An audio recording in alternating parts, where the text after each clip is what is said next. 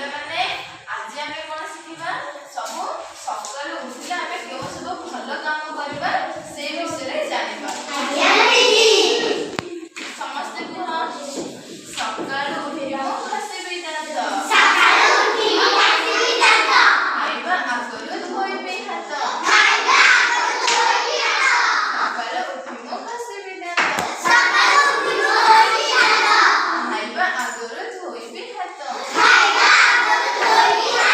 ଆସନ ଉପରେ ଖୁସିରେ ବସି।